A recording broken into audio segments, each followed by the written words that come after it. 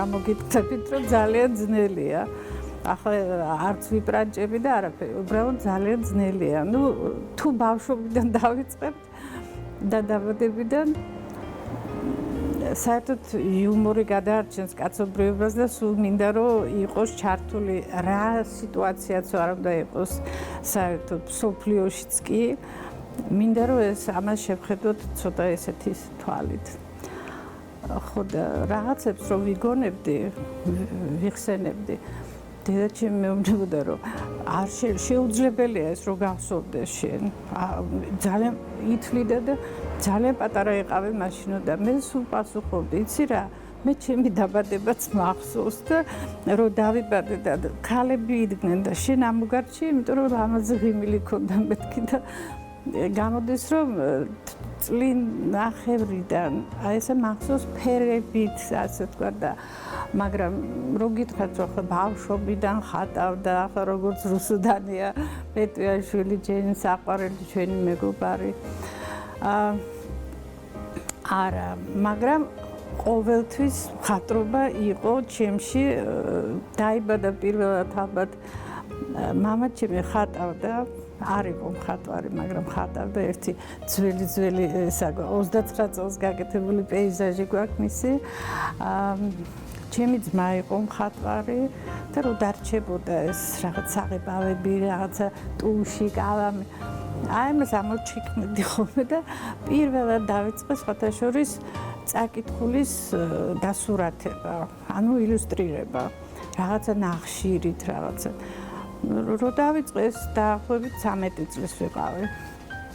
მე სწავლობდი მუსიკალურ სასწავლებელში ჩავაბარე და დავამთავრე კიდევაც, მაგრამ უკვე მესამე კურსზე რო ვიყავი, მივხვდი რომ აი პიანისტი მე ვერ ვიქნებოდი, ასეც უთხარი ჩემს გამომცდელ სახელმწიფო გამოცდაზე, ზაქარია ხუროძე იყო ესეთი დირიჟორი და გამოცდაზე რო დაგვესწრო აკო ანკეტაში წერია რომ შენ აკადემიაში აპირებ ხო მე ვთქვი დიახ მეთქი იმიტომ რომ ვიფიქრე ბევრი მეთქი და პიანისტი მე ვერ ვიქნები იმიტომ რომ 8 საათს მე ვერ ვიმეცადინებ და უფრო მეც კიდევ და რაღაც სხვისი ნაწარმოებები შევასრულოთ ხო ჩემსაც შევქმნი და ამას მხატვრობა ჭირდება თქო. ვაიმე რა დაემართა კაციცი, აი იმდენი ცინა და მე უყურე შენ ერთი ამ წრიპუშკას. ხო და გადავწყვიტე აკადემიაში წასვლა, მაგრამ მე არ მქონდა სპეციალური მომზადება და ხალხი აბარებდა იქა 4-5 წელი და სასწავლებელი ჰქონდათ დამთავრებული. აი გავიცანი სწორედ ბესო. ხო და უბრალოდ მომამზადა მამაჩემ თხოვა ანტონ ფილიპოვი ყველა ბათუმელმა იცის უსაყვარლესი ადამიანი და ყველას მასწავლებელი თეატრში დავდიოდი მასთან და უბრალოდ საღებავების შეზავება, პალიტრა, რაღაცები ესეთი მასწავლა.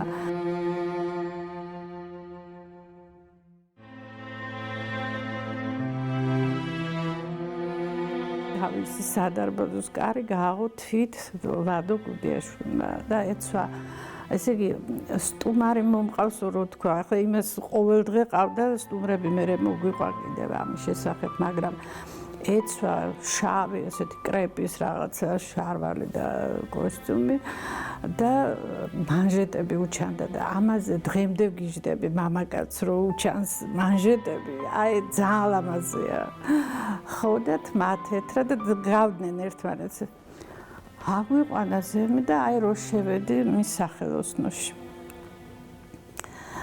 იცით რა ჩვენ ყოველთვის ოჯახში გვქონდა ძალიან ბევრი სურათები ჩემი ძმის, მისი მეგობრების რაღაცა რეპროდუქციები, მაგრამ ეს ძალიან დიდი იყო ეს სახელოსნო და მასშტაბური და ძალიან ესე იგი ისე შევედი ამ სამყაროში რომ ვეღარ გამომიყვანეს მაგრამ რატომღაც უფრო მაინტერესებდა ეს გრაფიკული აი სასწავლო ისინი აქვს რა ქვია გრაფიკული ნამუშევრები და ისინი იჯდნენ იქ კუთხეში და საუბრობდნენ და რაღაცა და რატომ იმიყვანა იცით მე არ ვიცოდი წავსულიყავი თუ არა აკადემიაში ანუ მუსიკალურ სწავლობდი აი ამის საკითხავად და წავიღეთ ეს ჩემი ნამუშევრები და საუბრობენ ისინი და მე რო მომართა ესე მითხრა რომ იცი ძალიან დიდი ბოდიშს გიხდითო მაგრამ ჩემი მეუღლე არ არისო ახლა სახლშიო და ვერაფერს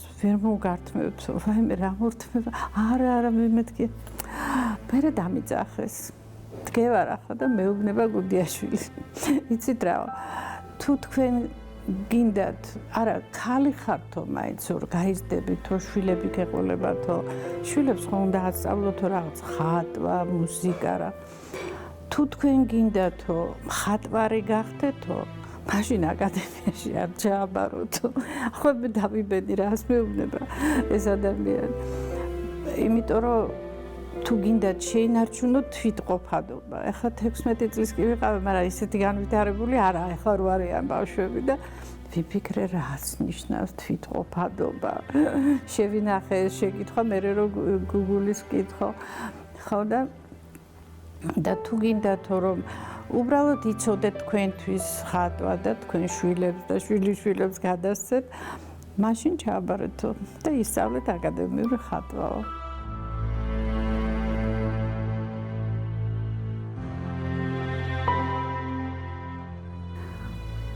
არასოდეს არ მქონდა სახელოსნო. სახელოსნო არ მქონდა და უსახელოსნო მხატვარი არ არის. ახლა რა არის კიდე ესეთი გაყოფა, ნუ ქალი მხატვარი და მამაკაცი ისტორიულად ცნობილია, რომ მხატვრებს იშვიათად რო ქონდეთ აღიარება, ასე ვთქვათ. ხო და მე მაგისის კი არ მქონდა სურვილი, უბრალოდ ვერ ჩერდებოდი და ყოველთვის ხატავდი. ხან სამზარეულოში, ხან რაღაცა, ხან სამსახურში, საბათ ყველა ხوار გაჩერდებით, თუ საქმე არა გაქვს სამსახურეურები, შეგიძლია ხატო, მით უმეტეს მუზეუმში მუშაობ. არაჩვეულებრივი სივრცეა იქაც. იცით რა, სულ ყველა გამოფენაზე მონაწილეობდი.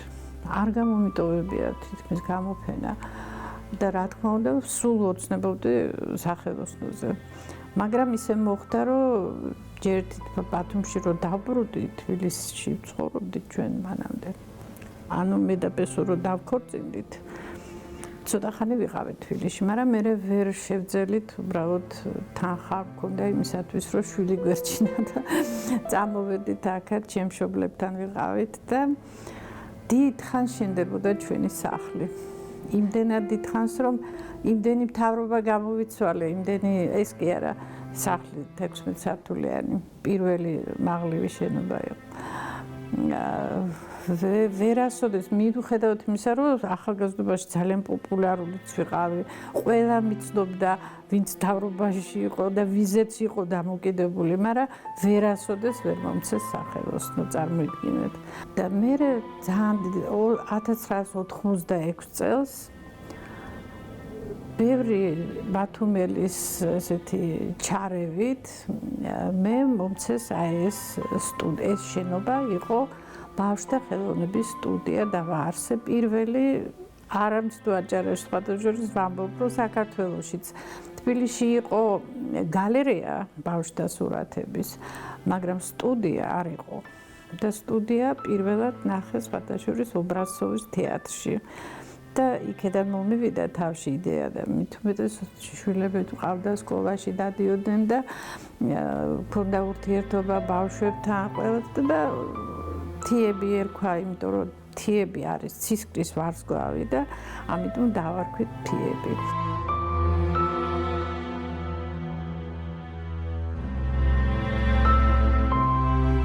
პანდემია ხო არ შეიძლება რომ გიხაროდეს ადამიანს.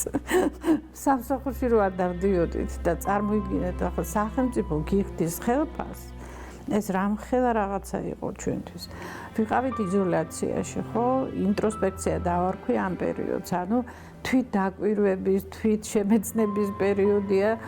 ხარ სახლში არ გადიხარ არსად და გაქვს დრო იმისათვის, რომ ხატო და ძალიან ბევრი ნამუშევარი გავაკეთე. აი სულ ხატავდი, რაც არ მიხატავს ჩემს სიცოცხლეში. ანუ ფერწერა მაინტერესებს და ახლა იცით რა აკრილის აღება ვერ მომწონს ძალიან. ზეთის ტექნოლოგია მე ბოლომდე ვერ 7 წელი ვისწავლე აკადემიაში, მაგრამ ბოლომდე ნამდვილად არ ვიცი და ჯერ ერთი ბესოს მეზობლობას ვიტან, მაგრამ მას ვერაფრით ვერ იმაშვები, რა ქვია, ცოტა რა მოქმედებს, ვიცი რომ ისე ვერასოდეს ვერ გავაკეთებ, ამიტომ მას დავალებული აქვს მხოლოდ ტილოს გადაჭიმვა. ტექნიკური მეგობარი ხარ თქო ეძახე.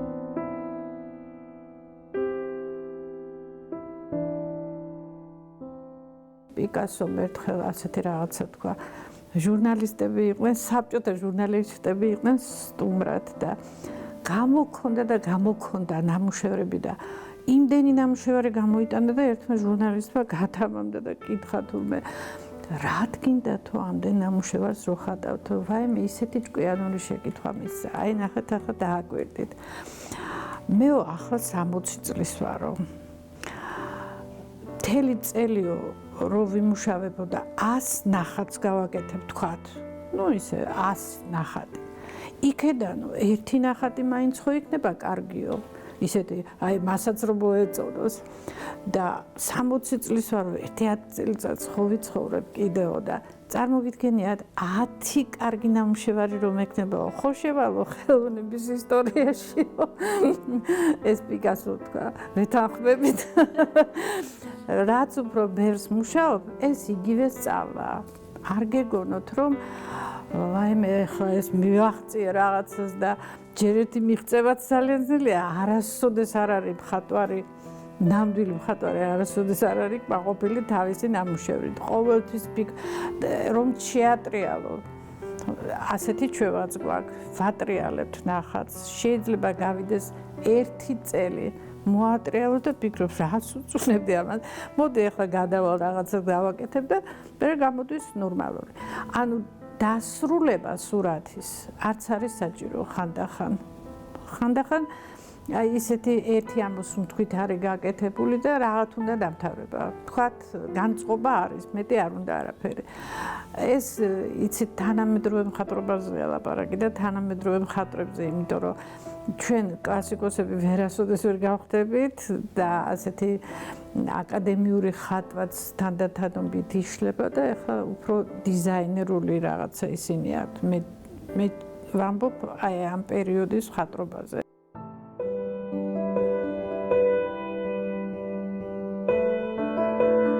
რაც შეეხება სახელოსნოს და ეს ყველასთვის საოცნებო ის არის.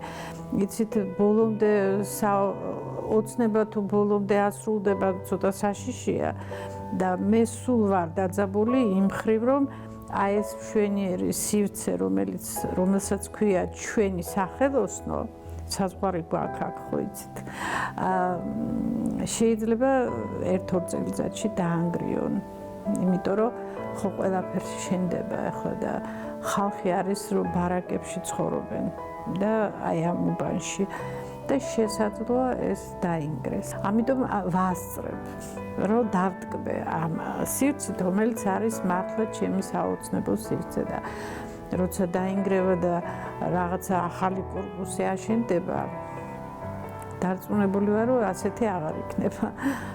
მაგრამ მეც უკვე ბევრი აღარ დამრჩება დრო და ასე რომ ახლა ვასწრებ რომ მოვიყვანო ასე ვთქვათ ყველაფერი იმ დონემდე რომ თქვა რომ ჩემ შვილებს და შვილიშვილებს არ დაუტოვო რაღაც ისეთი სახელი რომ კი იყო ერთი მხატვარი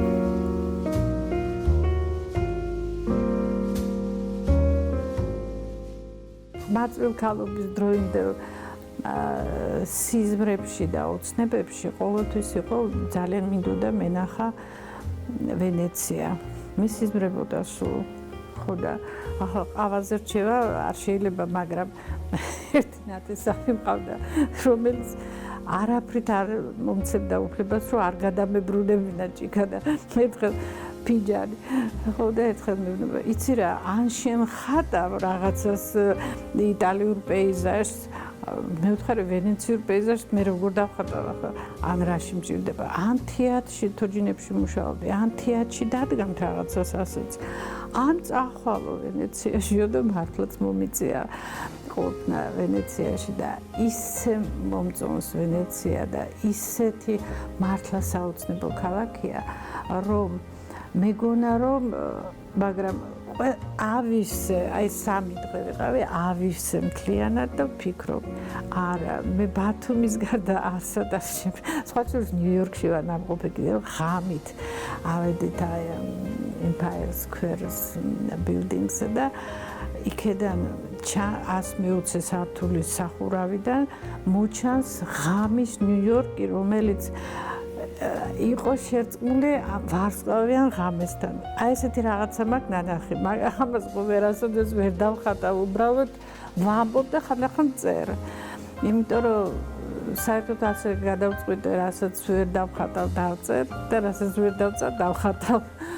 ხო და აი ეს ნიუ-იორკის ეს განათებული, აი ზუსტად ვარსკვლავები იყო, მთელი სამყარო იყო ვარსკვლავები.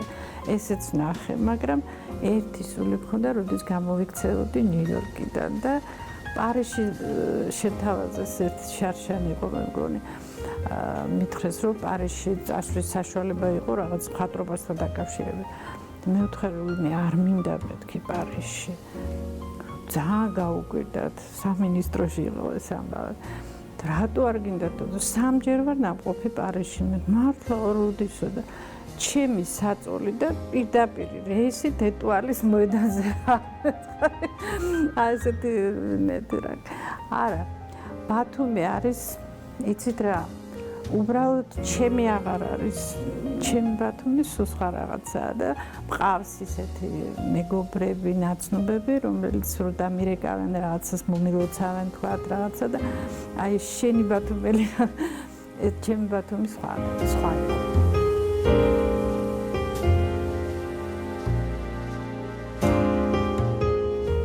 განსაკუთრებით პანდემიის პერიოდში, აბა ვერავის ვერ მოიყვან ნატურაზე რო დახატო. ახლა ბესოს დახატვას მე ვერ გავბედავ, იმიტომ რომ ვერ შეძლებ თავისი ავტოპორტრეტები აქვს. რა გჭირდება დახატო ავტოპორტრეტი.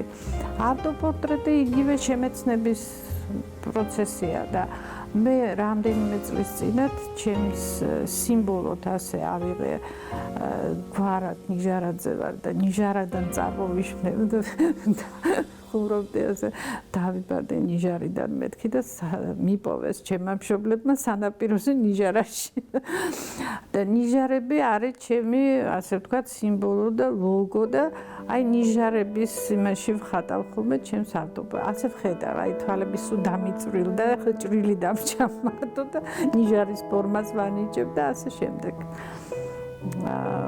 ძალიან სასარგებლოა სხვათა შორის ავტოპორტრეტის ხატვა. ბევრ რამეს გაიგებ ის გამომჟღავდება ისეთი რამე, რაც არ გეგონა რომ ქონდა.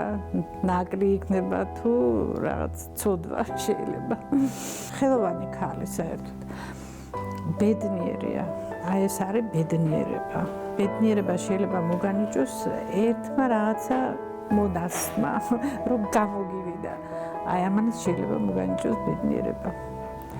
და კიდევ იმათ რომ ღმერთის ვარდლიერი ვარ, რომ ახლა ამჟამად ისე ერთი დღით უნდა იცხოვრო, ასეა ცნობილი. ახლა დღეს მაქვს საშუალება თქვენ მიგიღოთ ჩვენ სახელოსნოში, შეიძლება საღამოთი მე გრაფიკით დავკავდე, ის შეიძლება აი ესეთ განათებაზეც გააკეთო და რომ ეს საშუალება მაქვს და რომ სხვა არაფერი არ მინდა.